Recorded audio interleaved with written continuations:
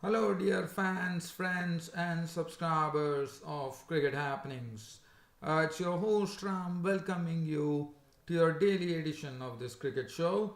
And on this daily edition of this cricket show, Cricket Happenings, what you're going to look at is the tour match that happened. As you know now, Australia and Pakistan are waiting to clash in the five-match ODI series.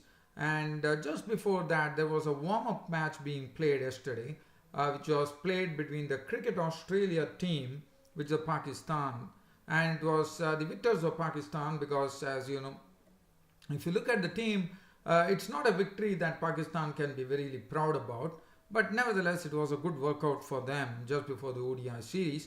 It was a 50 overs aside fixture, and Pakistan won the match by 196 runs.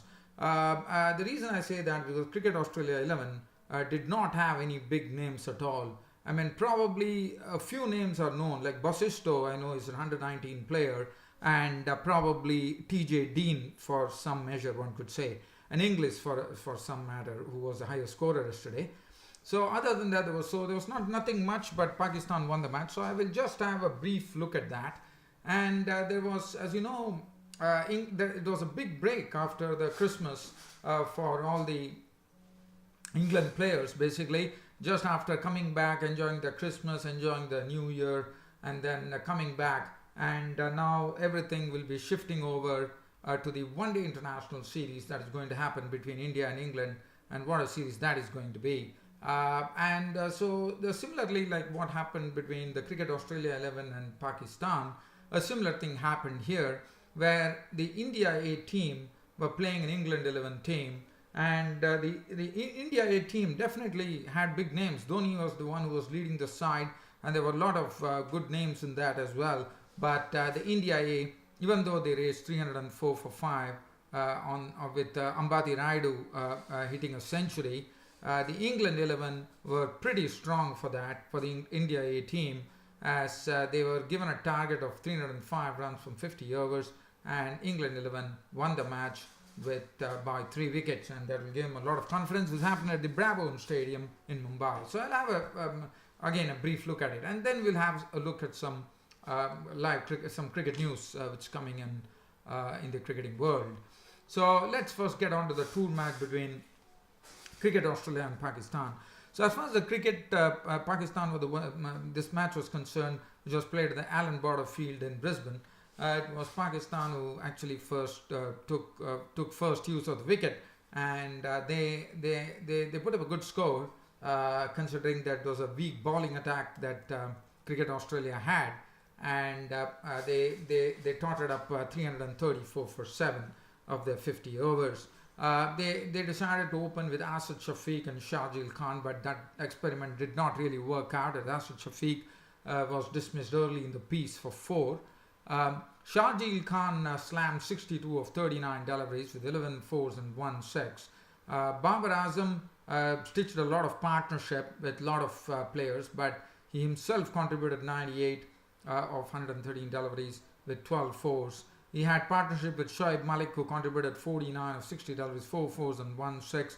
Umar Akmal also playing in some real meaty fashion, 54 of 39 deliveries, 6 fours and 2 sixes. 22, Mohammad Rizwan not out with 2 boundaries. Wasim 15, Nawaz 12, and 334 for 7. The bowling, well, as I said, it's not names that one would know about, but nevertheless, I can say that Green was good, 10 overs no made in 59 runs as a medium pacer, and Thornton, 10 overs no made in 369. They were the principal wicket takers. As far as Cricket Australia were concerned, they were given a target, and they were absolutely no match for Pakistan, especially considering that it was basically, I would say, the spinners were the ones who took a lot of wickets if you look at it. Hassan Ali getting 3 wickets for 18, but other than that, it was all the spinners. And if you look at the Cricket Australia 11 innings, I would say the Inglis was the highest scorer with 70, 64 balls, 7 fours and 2 sixes. Other than that, there were only 2 batsmen who actually got double figures, Sangha and Pukowski. Other than that, it was really a very poor show by Cricket Australia 11, as Pakistan had a very easy victory over the Cricket Australia 11 by a very big margin as well, as they won the match by 196 runs, and 138 all out was Cricket Australia. And looking at the Pakistan bowling, Imad Wasim, who is a very economical bowler, and one is really impressed by Imad Wasim, and one is really looking forward to him playing a very key role against Australia in the ODI series. The reason I say that because he's a very economical bowler, does not give nothing away, and he also delivered very well at the Caribbean Premier League, and I think he's quite a very good bits and pieces all-rounder that Pakistan will be having. Imad Wasim, 6 overs no made in 2 for 23. Hassan Ali, 6.2 overs no made in 18 runs and 3 wickets.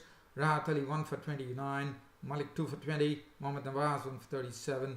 And Azhar Ali, 1. So the spinners were the ones who really dominated the Cricket Australia 11 there. So that is as far as that match is concerned.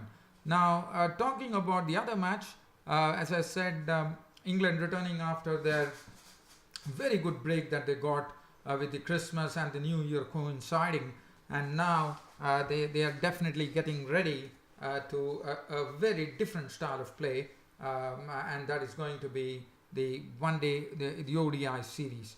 Now, as far as the ODI series is concerned, that's going to be starting shortly, and so India A, which was led by none other than the skipper who is no longer the skipper of the India proper team, none other than Mahendra Singh Dhoni, who led the side. So he was the one who was leading the India A, and this was a match between India A and England 11, which was played at the Brabourne Stadium in Mumbai. So a day-night encounter. There's a lot of crowd which came in, which was good to see. And India A were the ones who actually batted first, and these are the hopefuls. India A are the hopeful team, and the hopefuls who could, there will be a lot of players who had already played for India and probably would play for India in the future. And looking at the card here, Mandeep Singh, who got an opportunity, as you know, he has been selected in the, if I'm not wrong, in the ODIs or T20, I'm not really sure, but he has been selected in one format of the game. But I am sorry to say that Mandeep Singh was the one who was dismissed very quickly in the morning. He was out for 8 with 1-4, so he won't be happy with this performance. Shikhar Dhawan coming back into international cricket was looking very good. He didn't show any signs of rust. He stroked 63 of 84 deliveries, 8 fours and 1 6. But Ambati Rayudu played a very good knock. He put up a century of just 97 deliveries, 11 fours and 1 6. And it was good to see Yuvraj Singh get a real hit there, as he really pummeled some very good boundaries, 6 boundaries and 2 sixes, which he made 56 of 48 balls. Was very entertaining. Mahendra Singh Dhoni himself really clattered 68 unbeaten runs of 40 times 8 fours and 2 sixes to take the India A past the 300 mark, as they finished at 304 for 5. Samson was out for naught, so that was not good news. And Hardik Pandya was not out on 4. So 304 for 5, the India A putting up. And as far as the bowling from the Englishmen were concerned, Chris Woakes was really taken to the cleaners by the India A batsman, as he was clattered for, he had figures of 10 overs unmade and none for 71. Willie 10 overs unmade 2 for 55. Moeen Ali 10 overs none for 42. Jake Ball also had lots of runs taken off him. He gave away 61 runs with 2 wickets, 8 overs for 49 for Adil Rashid, and Liam Dawson, the spinner, 2 overs cost him 24. As far as England 11 are concerned, they were given a target of 305 runs from 50 overs, and they definitely chased it in a nice manner by winning with 7 balls to spare. They had a 3-wicket victory. Let's have a look at the card of the Englishman. Jason Roy is an exciting opener from England. Made very good 62 of 57 deliveries, 9 fours and 2 sixes. Alex Hales it was a good partnership. They had a good partnership which laid the foundation. Not a very big foundation, but definitely it was a very good start that they had. Hales making 40 of 37 deliveries, 6 fours and 1 6. Billings was the highest scorer, coming in at 1 drop and really showing what a if you look at his knock there, it was a very, very holding knock. I mean, he was not someone who was really going for trying to hit boundaries and sixes. It was all about staying at the crease, nurturing the bowling, and then finally opening out. And it was a good knock. I thought under the circumstances, Billings will be credited with a very nice knock of 93 of 85 deliveries, and he had 8 fours in that. So that's something that England would be happy about. Morgan failed on his return. He was gone for 3. You know, Morgan is the ODI captain. He was gone for 3. Butler contributed 46 of 38 deliveries, 3 fours and 2 sixes.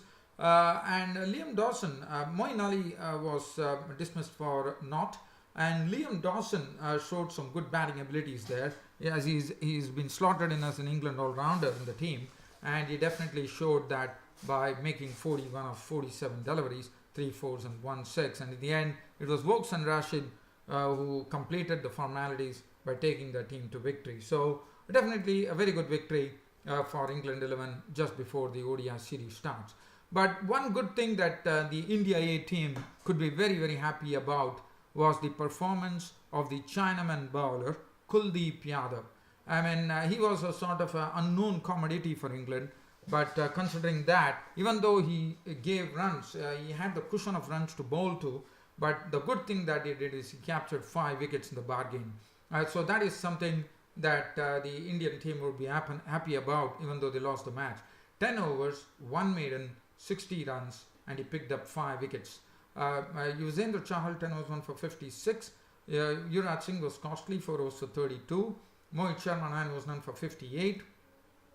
Nehra was really, really carted all across the park. His 6 overs cost him 50 runs. His line was very awry.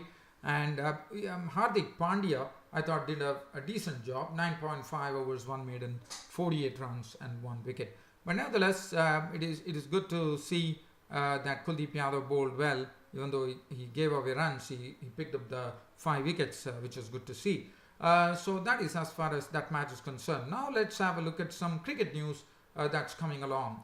The cricket news, the first news that I can say is coming from the West Indies, and I have to say that this man is the former cricket player, West Indian cricket player who played a lot of matches. He also captained the West Indies cricket team at one point of time, and he's one who has been named as the new West Indies Director of Cricket. He has signed a 3-year deal, and also one thing is that Jimmy Adams also has been a commentator too. So definitely his experience is going to be something which is going to be of real value, and one only hopes that I'm really hoping that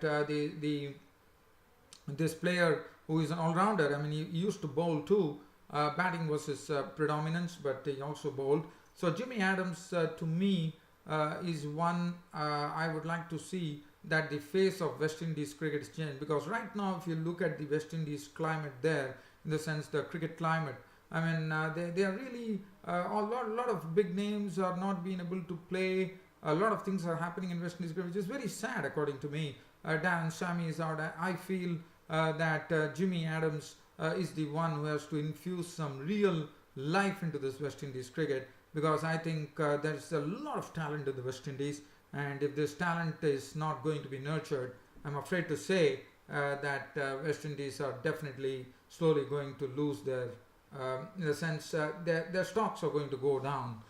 So one only hopes that Jimmy Adams could infuse some new life into West Indies cricket by really getting all the talented players to play. We know that Kieron Pollard is there in the BBL right now, and one wants all those big players to be in. So one only hopes that some good things happen for the West Indies from here on in, under the guidance of the former player from West Indies, Jimmy Adams. Other than that, the news that I have, I can tell you that there's a news coming in from New Zealand that Ross Taylor, who has returned from the eye surgery, as you know, has expressed disappointment that he was not selected in the T20 team. And Afghanistan, who have been doing so well, I mean they have been growing leaps and bounds, one could say. They have now approached the ICC to give them full membership as far as test matches are concerned. So that is something that they have placed to the ICC, and I wish them good luck. And also the other news which is coming in, the former cricket player Mohammad Azharuddin is going to be he's going to be contesting to become the Himachal Cricket Association president. So that is another news coming in. And as you know, New Zealand and Bangladesh would be shortly in this week, they would be playing the first test match at Basin Reserve in Wellington, and Taskin Ahmed is really looking forward to make a test debut for his team Bangladesh, because he has never played a test match, and it will be interesting to see. I think Taskin has something in him which is a sort of a real X factor according to me, and one is really looking forward to Taskin having a good bowl at the Kiwis. And BBL, well, BBL is the Stars yesterday. Melbourne Stars completed a very good win. Hilfenhaus, as you would remember, in the BBL the other day, he got the rough end of the stick when he was hit for a 6, I reckon. But here he has done a great job. He has been there to take his team to victory with the bat, Hilfenhaus and Gulbis. So that is as far as cricket news is concerned. So I'm not going to go into anything other than that. It's time for me to say goodbye on this cricket show. So, and as I said, not much of international cricket happening, but still, nevertheless, as I said, it's a daily cricket show, and you will definitely see me talking something about cricket, and that's what I precisely did. Hope you all enjoyed it, and we'll see you on my next cricket broadcast tomorrow. Until then, it's good night.